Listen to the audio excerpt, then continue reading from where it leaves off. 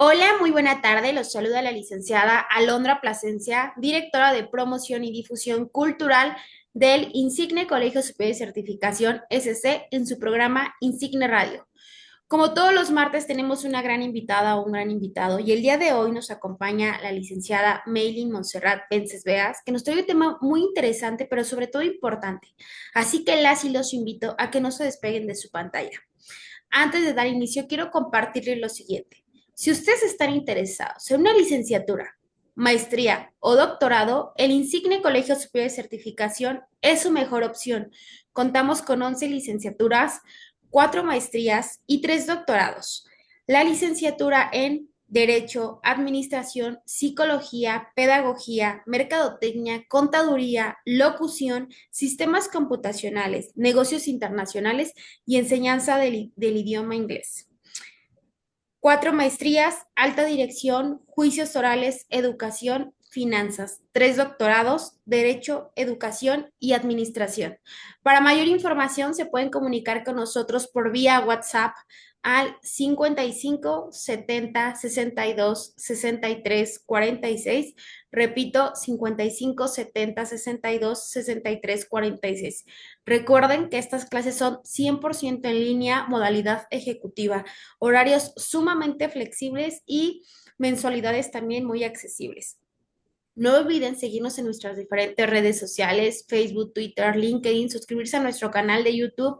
También nos pueden encontrar en TikTok con el hashtag Soy Insigne. Les hago una cordial invitación a que todos los lunes nos acompañen en el programa El cerebro, la mente y sus demonios. Este programa lo coordina el profesor Juan Jesús Rodríguez Ramírez y bueno, las transmisiones son a partir de las 17:30 horas. Tenemos también una actividad que se está llevando a cabo de manera presencial. Es un taller de certificación en locución. Estamos trabajando en conjunto con la Asociación Nacional de Locutores y bueno, por llevar a cabo este taller con nosotros, reciben doble certificación. Es un grupo no mayor a 20 personas. Y bueno, es una duración de 24 sesiones sabatinas, 2 al mes, 5 horas al día, con un total de 120 horas, equivalente a 12 meses. Para mayor información, también se pueden comunicar con nosotros por vía WhatsApp o bien nos pueden mandar un mensajito por vía Messenger a nuestro Facebook. Reitero, nos encuentran como Insigne Colegio Superior de Certificación SC. También quiero enviarle una felicitación a las nuevas doctoras y doctores que este sábado 29 de marzo se incorporaron a nuestro claustro doctoral.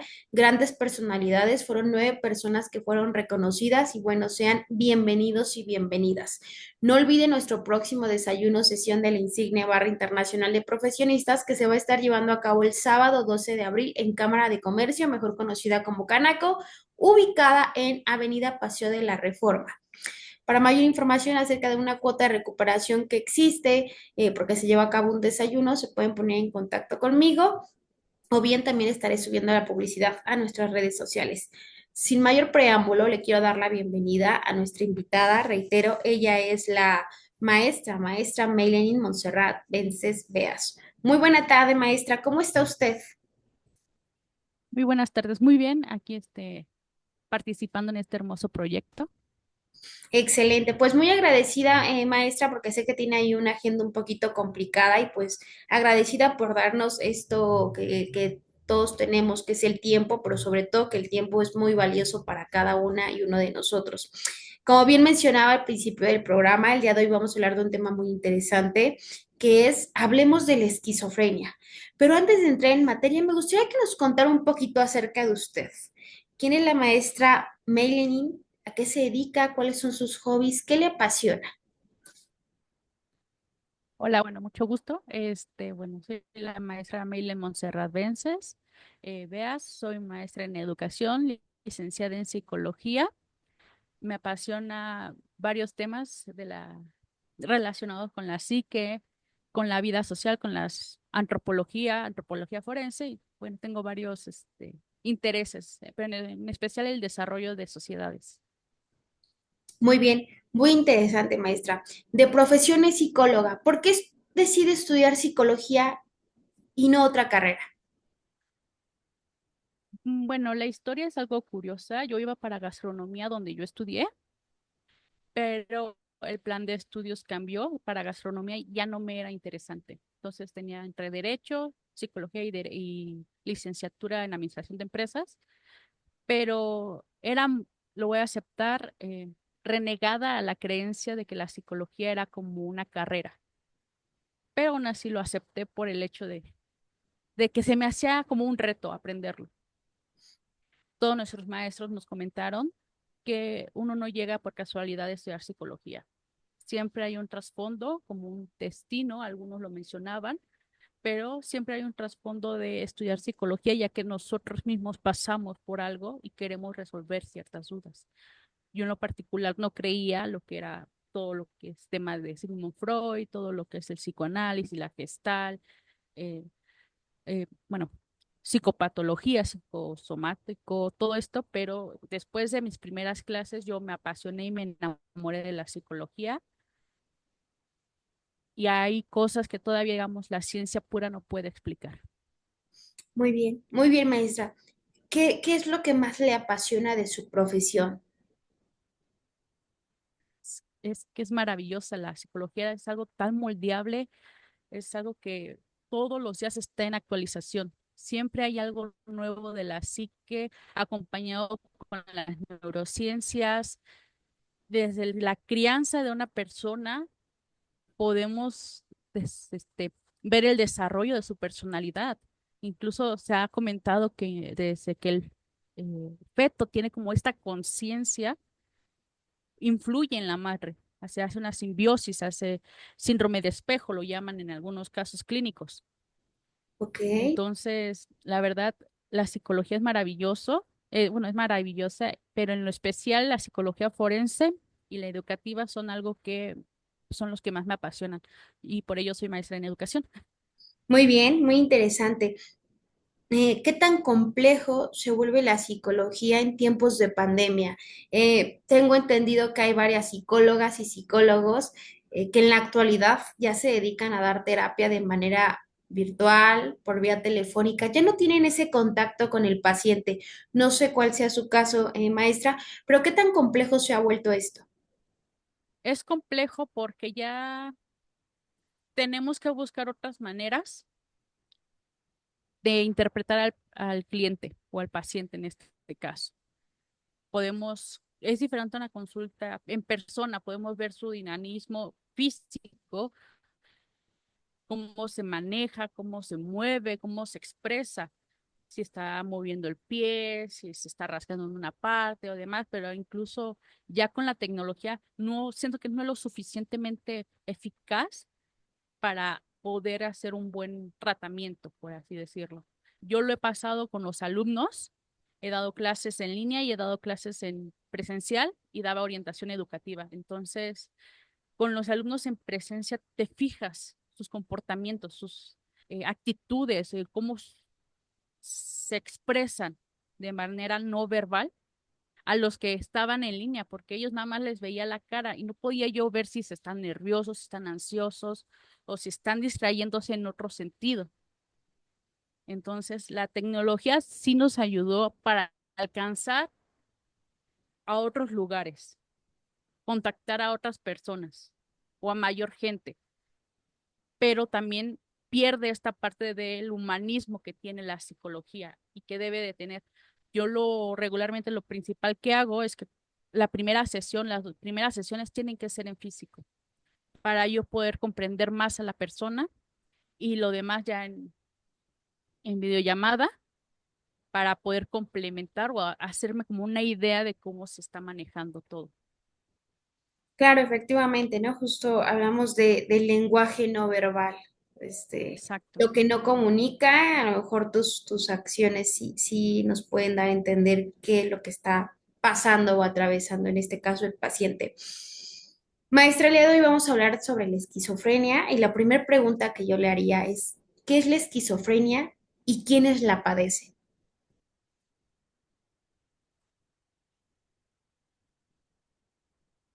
Bueno, la esquizofrenia es un trastorno psiquiátrico crónico, extenso y profundo.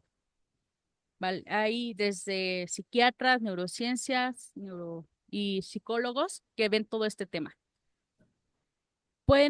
Son personas que experimentan episodios psicóticos en esta en esta área. Pierden el sentido, digamos, de la realidad. Ellos perciben, mejor dicho, la realidad de otra manera. Es la expresión correcta. Ellos lo perciben de diferente manera. Para ellos, lo que ven, lo que escuchan, lo que sienten es real. Y tal vez nosotros no, como personas neuróticas en esta rama de la psicología, no lo percibimos, porque nosotros percibimos la realidad normalizada, pero ellos la ven diferente, la perciben de una manera completamente diferente, y eso es lo que se podría definir, se definía como locura anteriormente. Percibir la realidad de otra manera se generalizaba como locura durante la época del Renacimiento y de la Ilustración, Ok, pero actualmente es algo que nosotros todavía no podemos entender, y la neurociencia trata de comprender el funcionamiento cerebral de la esquizofrenia o de los pacientes que tienen esquizofrenia, pero son personas que constantemente están viviendo un estado de psicosis y es crónico desde lo más profundo hasta lo más leve, pero siempre están manejando una psicosis. ok. Bien. ¿La esquizofrenia es hereditaria, maestra? ¿Se hereda? Sí, se hereda.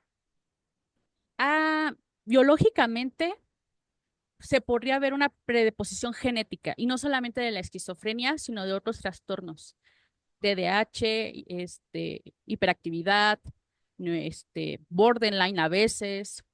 Entonces, hay una predisposición, sí se ha demostrado que en estas condiciones mentales hay una predisposición genética que a en situaciones no se detona, Ok, pero hay un rango para que esto bueno, se pueda presentar, que es a partir de los 16 a los 30 años. Hay mujeres que incluso lo presentan mucho después, durante el periodo de la menopausia. Durante la menopausia, una mujer puede presentar este lado esquizofrénico por las conductas hormonales y el cambio físico que padece el cerebro durante esta etapa. Las adolescentes pueden presentar, e incluso infantes, ha habido situaciones de infantes que tienen esquizofrenia o empiezan a desarrollar estos síntomas. Entonces, pero sí hay una predisposición genética como tal, pero no siempre se detona. bien. ¿Existe un tratamiento para las personas que atraviesan por la esquizofrenia, maestra?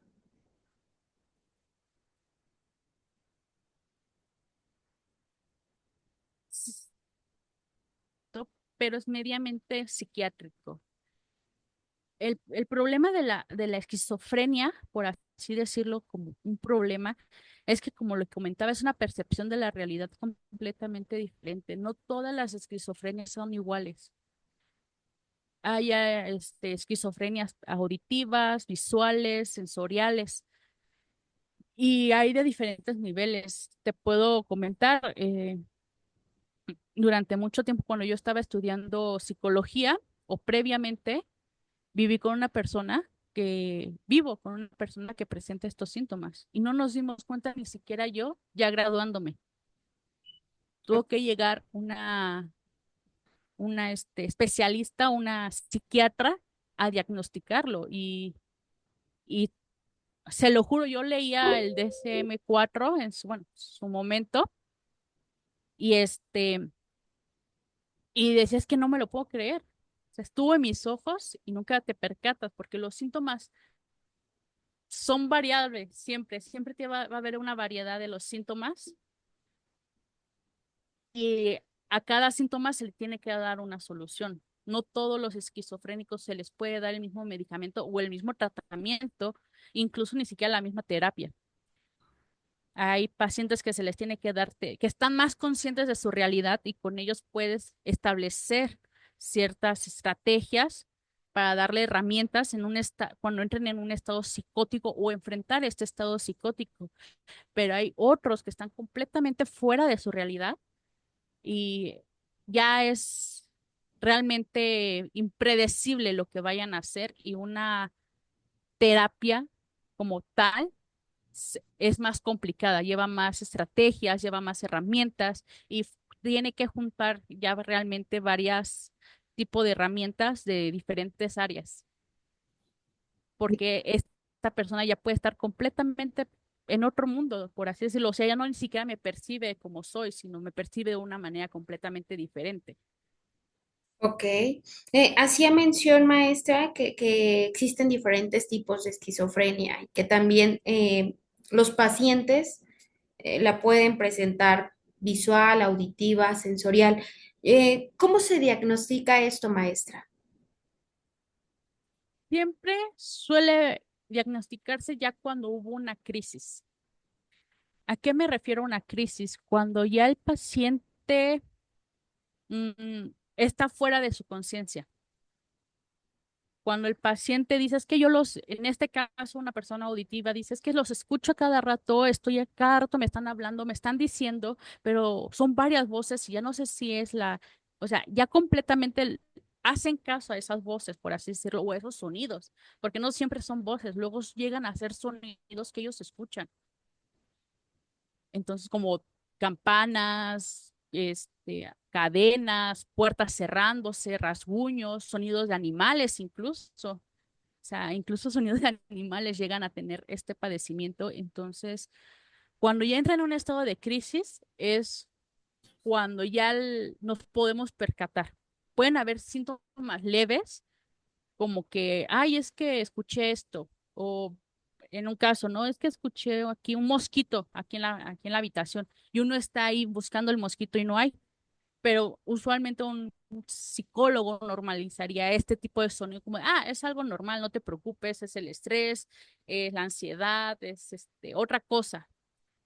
O, es que vi una sombra o vi como que otra pantalla o vi a otra persona o una persona que tal vez ya ni está y la sigo viendo, ¿no? Entonces, para ellos lo pueden normalizar los primeros síntomas. Como te comentaba, incluso yo vivo con una persona que durante tantos años normalizamos estos síntomas. No se nos hacían normales. Entonces, ¿qué pasa? Cuando ya entra en un estado de crisis, ya es cuando la tienen que canalizar a un especialista estar en los primeros auxilios psiquiátricos, por así decirlo, los primeros pasos para poderla internar, es cuando uno se da cuenta que esta persona, de su estado de crisis, qué tipo de crisis es. Y ya pasando unos días es cuando se empieza a hacer los diagnósticos, pruebas psicométricas, terapia, hablar con la persona, eh, formas de andar incluso en la psicología psicosomática se ve que las personas que suelen ser así esquizofrénicas tienen los ojos más abiertos, están a cada rato incluso la separación de los oídos, de las orejas son mayores y suelen ir inclinadas o muy alertas. Bien. Entonces es ver a Maestra, la persona. Ujú. bien, maestra, ¿una persona que es esquizofrénica tiene pensamientos suicidas? Depende porque luego puede tener esquizofrenia y si se junta con otro trastorno, como trastornos del sueño que suelen padecer y depresión crónica, sí suelen tener por una sencilla razón. No le creemos a la persona esquizofrénica lo que está viendo o no se le suele creer. Y como lo comentaba, es su realidad, él la percibe de manera completamente diferente. Es como que si él viera otra película, su vida la está viendo en otro color, con otros filtros. Entonces llegan a tener estos pensamientos. Los más profundos son los de, sí, pensamientos suicidas pueden tener, e incluso pensamientos de bajo autoestima, de que nadie me cree, nadie me escucha, nadie me entiende. Esos primeros pensamientos, y como te comento, suele pasar incluso durante la adolescencia y a mujeres que están menopáusicas y hombres con los cambios hormonales, estos pensamientos pueden ser más profundos e incluso llegar a los intentos de suicidio. Bien, ¿qué tan complejo se vuelve para las personas esquizofrénicas relacionarse con otras personas, maestra? ¿Eso es una dificultad, un impedimento? Dependiendo del nivel, si su esquizofrenia no es tan profunda, es como el síndrome de Down. Si no es tan profundo, puede interactuar con las personas. ¿Qué significa? Que es una persona autónoma, que es una persona que puede llevar su vida normalizada siempre y cuando esté tomando su tratamiento. La neurociencia nos ha mostrado que a pesar de que lleve su tratamiento, los mismos medicamentos llegan a tener efectos secundarios y si con la edad, si esta persona ya se trató temprano, con la edad su cerebro se va a ir degenerando. Eso va a ser normal o va a ser habitual en estos pacientes. Pero aquellos que tienen una realidad ya perdida, una estabilidad perdida de la esquizofrenia, no, como tal, su relación es disfuncional. Es completamente disfuncional porque nunca los van o nos van a percibir como somos realmente, ¿no? O sea, una forma normalizada de decir cómo nos vemos, nos perciben y ellos se perciben. Ellos tal vez están viviendo en otro momento, nos están viendo como con otra imagen. O sea, no siquiera sabemos si nos está viendo como una figura humana, tal vez nos ve distorsionados o nos ve con manchas o demás. Entonces, la interacción con otras personas es muy compleja y a veces es necesariamente la internación y vigilancia con expertos porque no pueden socializar. Y muchos de ellos son retraídos, de hecho. Es uno de los síntomas que manejan es que no suelen socializar mucho por lo mismo de que su propia autoestima se ve afectada. De como no lo creen o tú no puedes ver lo que yo estoy viendo y demás, esa comunicación o esa conexión social no es la misma, tratan de distanciarse de las personas. Ok. Maestra, hacía mención usted que nunca se dio cuenta que vivía con una persona esquizofrénica, que justo en este momento de su vida se encuentra viviendo con una persona que está atravesando por este momento. Yo le haría una pregunta muy personal. ¿Qué tan complejo se ha vuelto el camino vivir con una persona que tiene esquizofrenia? ¿Hay cuidados especiales? Sí, bueno, te comento, yo me di cuenta, más bien nos comentaron cuando entró en crisis, su primer tratamiento fue de lo peor, hicieron que ella tuviera sobrepeso y lentitud en cuerpo, o sea, sus movimientos eran muy lentos, o sea, la doparon por completo, que es uno de los casos por lo que suelen recurrir, bueno, muchos doctores, ¿no? A doparla, dormirla y que se quede quieta, para que ella comenzara otra vez a moverse y a entender que nosotros no veíamos eso, se volvió muy complicado hasta la actualidad. Ella no puede estar en un estado de estrés. En ningún momento puede estar en un estado de estrés. O sea, si a mí me va mal en el trabajo o algo así, a veces ni siquiera comentarlo porque se detona esta situación, esta crisis. Am, sus cuidados especiales es que se va degenerando el cerebro, entonces está empezando a tener esta dificultad mental, cognitivo de las cosas, la memoria se está viendo afectada también,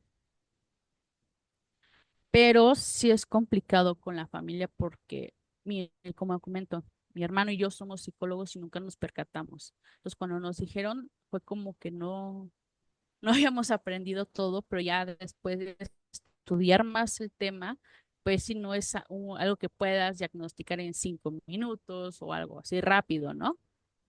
Entonces, actualmente, pues se toman medidas especiales, lo que a nosotros nos cuesta creer, o más bien nosotros lo que tuvimos que aceptar es que el hecho es que lo que ella ve es real, no importa lo que ella vea, es real.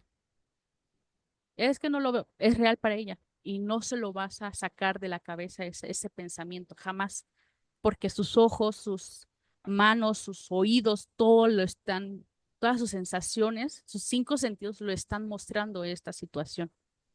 Entonces, por eso es más complicado cada vez. El medicamento actualmente en México es súper complicado de conseguir, es muy caro y es necesario, digamos, desde el sexenio pasado es conseguir los medicamentos para estos trastornos es demasiado complicado. Hay que estar buscando medicamentos y no todos los medicamentos son iguales.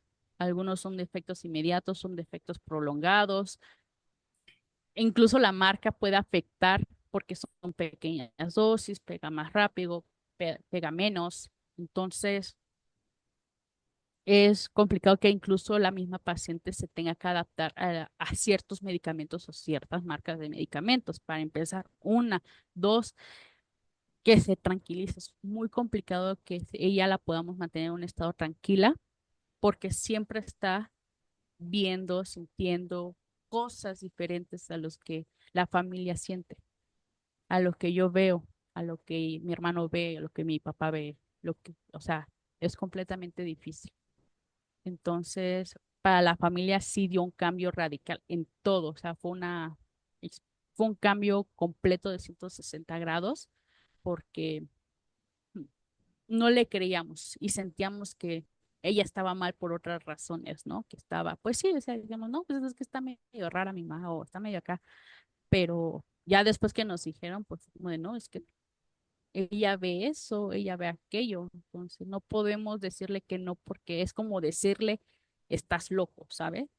Eso, ese es el problema, evitar hacer creer al paciente que diga que se sienta que está loco, pues Ok. Maestra, sí. ¿qué señales de alerta hubo en familia y que no se dieron cuenta? Para las personas que el día de hoy no puedan identificar si tienen algún familiar, algún ser querido, algún amigo que esté atravesando por la esquizofrenia, ¿qué alertas hubo para ustedes que no se tomaron en cuenta? Am, la violencia, llegan a ser muy violentos. En mi caso, se planteaba ella situaciones que decía que justamente habían pasado y los describía a detalle, pero decíamos es que nunca fuimos ahí o nunca pasamos por eso. Eso, estados psicóticos era cada fin de semana, violencia, se ponía muy violenta, tenía arranques de ira muy fuertes y todos creíamos que era su forma de ser muy fuerte. Creció en el norte, entonces pensamos, no, pues es fuerte, ¿no? Su carácter. Nosotros normalizamos su violencia y esos estados los normalizamos. Y es posible que estas personas que estén viviendo todavía no se percatan que tal vez están viviendo con una persona con esta condición, que normalicen esa violencia, esos arranques de ira, esos arranques de querer romper las cosas, de hacerse daño o hacer daño a otra persona incluso. eh, Son los momentos que son los famosos red flags que le llaman actualmente para poder decir que tal vez esta persona no está bien por alguna razón, porque nosotros lo normalizamos y la verdad fue esa, normalizamos esa violencia como algo normal y al final fue que no, o sea, como no se sentía comprendida, no se sentía eh, aceptada dentro de su propia familia, tenía estos arranques de violencia, realmente. Entonces, sí es muy complicado entrar en un estado de psicótico. Por experiencia lo puedo comentar, que es muy feo porque pierdes todo sentido de realidad. Entonces, la psicosis y la esquizofrenia van muy de las manos, y incluido la violencia. Por eso hay muchos en la psicología forense, hay muchos, así, digamos, muchas situaciones de violencia o incluso gente que desvive a otra gente, a, por lo mismo, porque ellos están viviendo una realidad diferente y la violencia es tanta que llegan a hacer actos delictivos, pero a veces ellos ni siquiera se dan cuenta y creen que fue un sueño o fue otra situación, porque es entrar y salir, entrar y salir, entrar y salir. Y hay unos que se quedan y otros que no salen, o sea, otros que logran salir de ese estado. Ok, Entonces, sí, si una persona psicótica principalmente muestra violencia y describe situaciones o comenta que algo externo los obliga a realizar algo o a actuar de cierta manera o decir otra cosa. Pero sí, la violencia es una de las principales situaciones. bien. Mm, maestra, una persona que tiene esquizofrenia, ¿cada cuándo debe de visitar al doctor, al médico? O en este caso, como usted mencionaba al principio del programa, estas personas ya suelen medicarse, es medicamento psiquiátrico. ¿Cada cuándo tienen que hacerle una visita al médico? Pues bueno, los medicamentos para la esquizofrenia suelen generar mucho lo que es inhibición del cuerpo, por lo cual su metabolismo se ve afectado. Entonces, al médico usualmente tienen que estarse haciendo estudios aproximadamente 2 veces al mes, por la razón de que suben mucho de peso por la medicación.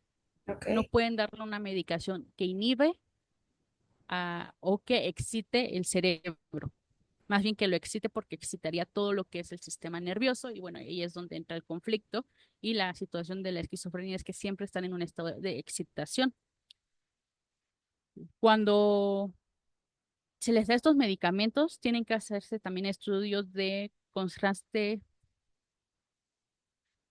cerebral para ver cómo se va desarrollando o cómo es que el medicamento va afectando el cerebro, o de resonancia de contraste y ya, principalmente el lóbulo frontal, es donde se tienen que estar enfocando los médicos. Y bueno, también se les recomienda que hagan una actividad física por lo mismo de los medicamentos que se llegan a retener en el cuerpo. Estos medicamentos se retienen durante un mes, por así decirlo, se hace como en el cuerpo, un almacén de un mes, entonces hay que estarlos teniendo activados físicamente para que no generen obesidad, diabetes, presión alta, problemas cardíacos, que es uno de los problemas que también manejan, y para que no pierdan movilidad corporal. muy bien.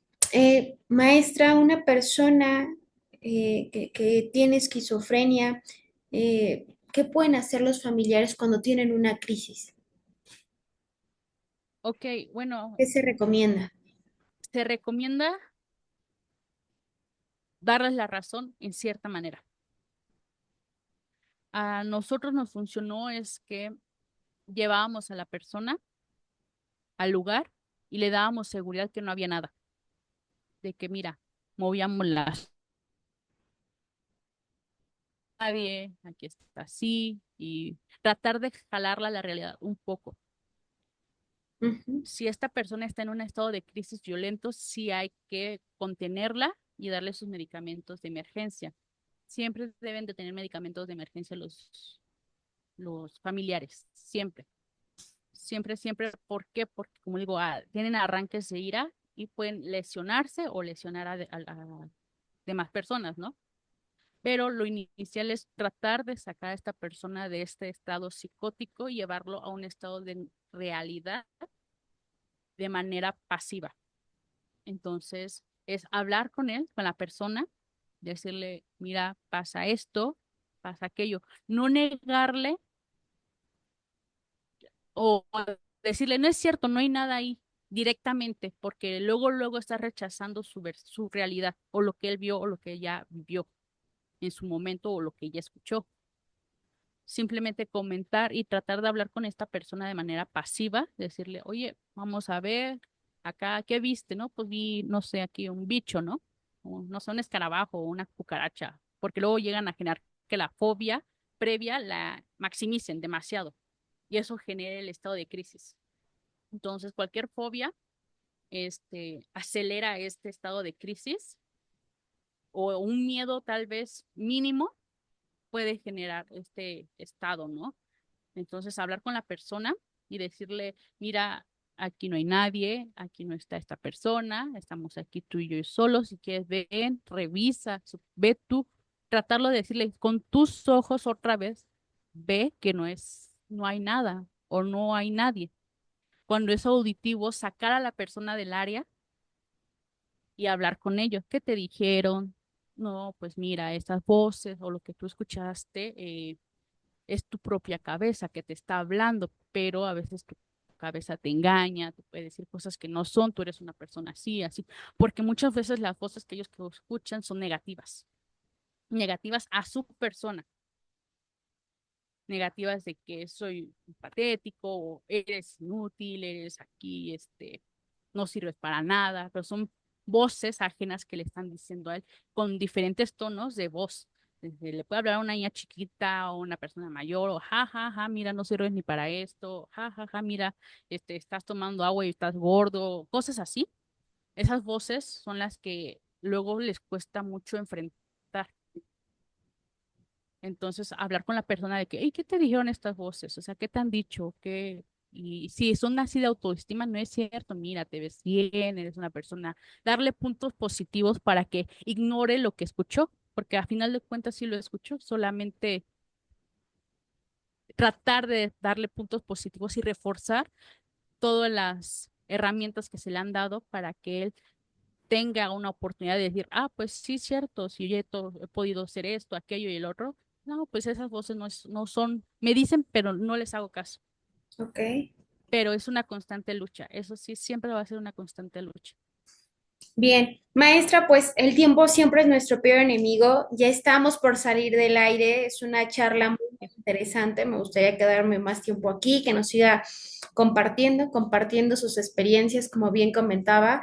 El día de hoy estamos hablemos de esquizofrenia. La maestra hace hincapié que ella vive con una persona, un familiar que está atravesando por la esquizofrenia. Nos cuenta su experiencia y lo complejo que ha sido a lo largo de su vida poder llevar a cabo pues todo el tratamiento y a veces poder entender al paciente. Terminaría con esta pregunta, maestra. Si mi madre o mi padre tienen esquizofrenia, ¿los hijos pueden heredarla? O los hijos de los hijos pueden heredar la esquizofrenia?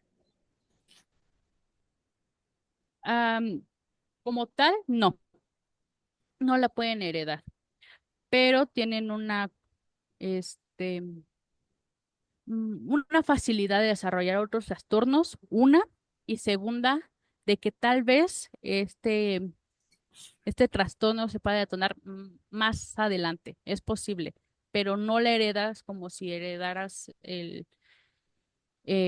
VHS o, bueno, perdón, el SIDA o así, algo directo. No, no se hereda así de manera directa. Siempre va a haber factores que la detonen, pero hay una connotación biológica de que es posible. Es posible, pero como tal, tarda de 3 a 4 generaciones Ok, a que tal vez esto ya no sea un factor de riesgo. bien. Excelente, maestra. Pues ha sido, reitero, ha sido una charla muy interesante, muy agradecida por el tiempo que nos ha brindado. Como bien mencionaba al principio del programa, a veces es complejo dar con nuestros invitados o nuestras invitadas por el tema de agenda. Y al principio hacía mención, usted de profesión es psicóloga, también se dedica a la academia y espero que no sea la primera ocasión que nos acompaña, sino que nos siga acompañando, nos siga compartiendo sus experiencias en el ámbito profesional y personal. Hay muchas personas por las cuales el día de hoy están atravesando esto, un familiar, un amigo, un ser muy querido, están atravesando por la esquizofrenia y qué mejor de escucharlo de una profesional que nos cuenta su experiencia y sobre todo darnos esos pequeños tips de cómo podemos reaccionar cuando nuestro paciente entra en una crisis. De acuerdo, maestra, pues tiene las puertas de Insigne Radio abierta para cuando quiera volver a regresar y nos siga compartiendo estos temas muy interesantes, pero sobre todo importantes. Claro, muchísimas gracias por su invitación. Espero que pues, el poco conocimiento que yo tenga les pueda servir y más que nada solamente dar más comprensión a estas situaciones de que hay que entenderlas y simplemente queda esa aceptación, Claro, aprender a vivir con ello y pues bueno, el día al día. Exactamente. llevar a cabo los tratamientos en forma y en tiempo, porque como ustedes bien han percibido en esta charla, es complejo, pero mientras hagamos las cosas en tiempo y forma, puede haber una solución. Sin mayor preámbulo, les Sí, sí, quiero. con tratamiento es fácil. Perfecto, excelente. Les quiero reiterar, contamos con 11 licenciaturas, 4 maestrías, 3 doctorados. Las y los invito a que nos sigan en nuestras redes sociales, nuestras actividades académicas. Nuestro próximo desayuno sesión del Insigne Barra Internacional de Profesionistas es el sábado 12 de abril en Cámara de Comercio, mejor conocida como Canaco. Recuerden que hay una pequeña cuota de recuperación, pues incluye un desayuno muy generoso. Tenemos ahí dos actividades académicas, un curso y un taller vinculados al tema de la comunicación, de la locución. Estamos trabajando en conjunto con la Asociación Nacional de Locutores y bueno, este, recuerden que nos pueden mandar un mensajito por vía WhatsApp al 55 70 62 63 46. Repito, 55 70 62 63 46. O bien buscarnos con el hashtag Soy Insigne y en nuestras redes sociales con mucho gusto les vamos a responder.